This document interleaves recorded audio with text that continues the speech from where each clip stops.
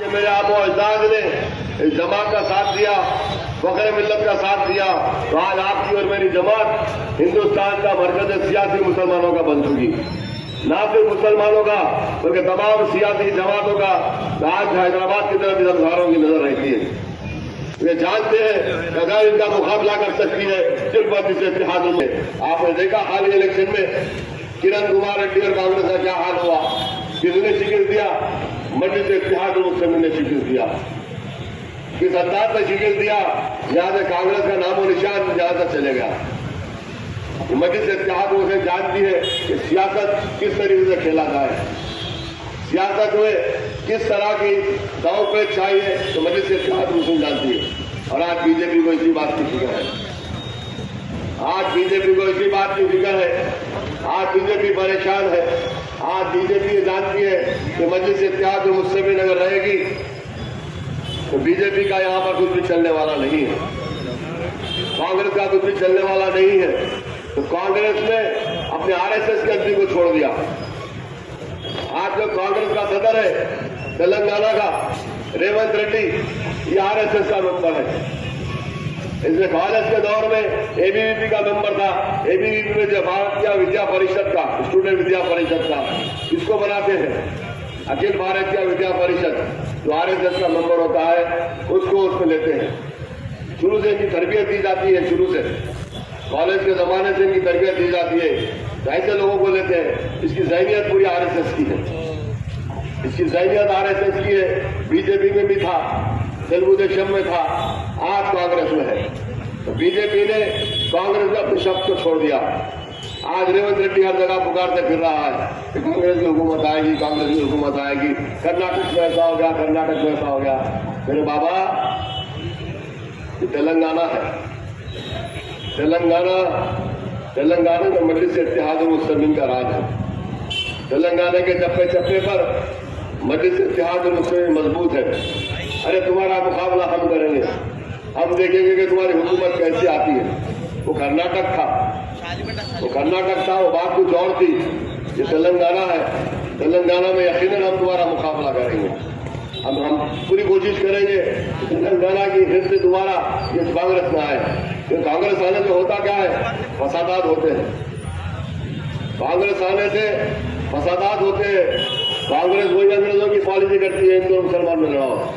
आज हैदराबाद में कोई फसाद हो रहा है, नौजवान फसाद के बारे में भी नहीं जानते, किस तरह के फसादात होते थे। आज आप लोग कुछ भी नहीं जानते, इसीलिए आज आप लोग इत्मीनान से बस है, चाहे कुछ भी हो जाओ मजलिस इत्तेहाद मुस्लिमीन जीतेगी, चाहे कुछ हो जाओ हमारा उम्मीदवार जीतेगा। अपने को क्या करना है, इत्मीनान से सो के उठकर जाकर पोलिंग के दिन 12 बजे 1 बजे हम जाकर अपना वोट डालेंगे। अपने वोट की अहमियत को पहचानो, अपनी वोट की अहमियत को पहचानो नौजवानों। इस चीज को बदलो कि 12 बजे 1 बजे उठकर अपने घरों से निकलकर पोलिंग बूथ पर जाकर वोट डालने के लिए। आज पोलिंग परसेंटेज गिर चुका। अरे समझ में नहीं आ रहा है कि आज वही हैदराबाद है, क्या वही मजलिस के हल्के हैं जिन हल्कों में 60% पोलिंग होती थी तो कहा जाता था कि बहुत कम पोलिंग हुई। 60% पोलिंग होती थी, कहा जाता था कि पोलिंग बहुत कम हुई। हम लोग जब पोलिंग करवाते थे, यहाँ पर बुजुर्ग सारे मौजूद है, उनसे पूछिए, ये लोग जो पोलिंग करवाते थे पोलिंग परसेंटेज क्या रहता था, इनका काम क्या रहता था। पोलिंग के दिन सुबह से निकल फजर के बाद से निकलकर पोलिंग बूथों में कतारें लगा दी जाती थी, पोलिंग बूथों में लाइनों को लगा दिया जाता था। 11 बजे तक हमारी 30-40% पोलिंग होती थी। 11 बजे तक, सुबह के 7 बजे से 11 बजे तक 40% पोलिंग हमारी होती थी। और आज 12 बजे तक भी 100 वोट नहीं पड़ रहे। 12 बजे 100 वोट नहीं पड़ रहे। जिम्मेदार कौन है? इसका जिम्मेदार कौन है? नौजवानों, आप लोग हैं। मेरी माँ और बहनों, अदबन गुजारिश कर रहा हूं, अपने घरों से निकलो, अपने घरों से निकलो, इन नौजवानों को निकालो। मैं बुजुर्गों से अदबन गुजारिश कर रहा हूं, अगर मेरी बात पूरी लग रही है तो माफी चाहता हूँ, माजरत के साथ कह रहा हूँ। कहते हुए तकलीफ हो रही है, मैं क्या करूँ, कहना जरूरी है, कहना जरूरी है, आपको बताना जरूरी है कि मस्जिद के हल्कों में पोलिंग जो होती थी 90%, 95%, 98%, अब तो ये हो चुकी, कई इलेक्शनों में तो 100% के ऊपर पोलिंग हुई, 112% पोलिंग, 13% पोलिंग हुई, रिपोलिंग करवाई गई। उन हल्कों में रिपोलिंग करवाई गई, जब पोलिंग का डब्बा खुला 121% पोलिंग निकली। कुर्बान जाऊं उनकी जज्बात पर, जो जज्बे के साथ उन्होंने काम करते थे, जो जज्बे के साथ वोट डालते थे, वोट की अहमियत को समझते थे, अपने इतिहास की अहमियत को समझते थे। अरे वोट डालकर आप अपने आप को मजबूत कर रहे हैं, वोट डालकर आप अपने बच्चों का मुस्तकबिल बना रहे हैं, मजलिस को वोट डालकर आप अपनी हिफाजत कर रहे हैं। तो मजलिस इत्तेहाद मुस्लिमीन क्या है? मजलिस इत्तेहाद मुस्लिमीन आप है।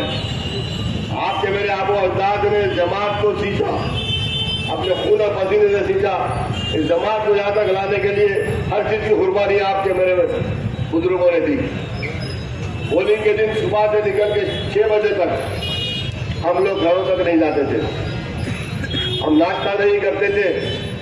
अगर किसी को बता देते थे कि आपका काम ये है, ये नंबर से लेकर ये नंबर तक आप अपने ऑटो को निकालना, जब तक नहीं निकला हटना नहीं। तो हमारे लोग, हम लोग वहां से वहां तक जब तक हमारा काम नहीं करते, उस गति से हम नहीं हटते।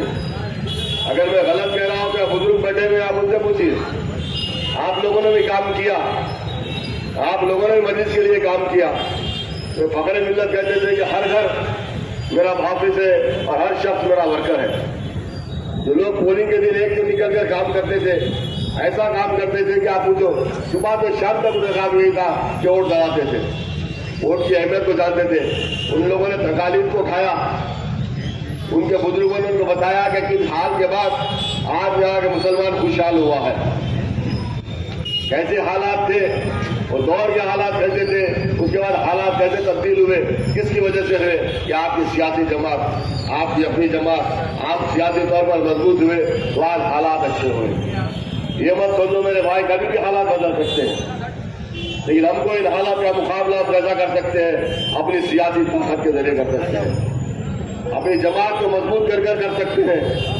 आज आपने भी हर चीज अच्छी दिख रही है, लाइटें नजर आ रहे हैं, सब नजर आ रहे हैं, पर वो दिन को सोचो जब लोगों ने मुसीबत उठाई, ऐसे नहीं रहते थे।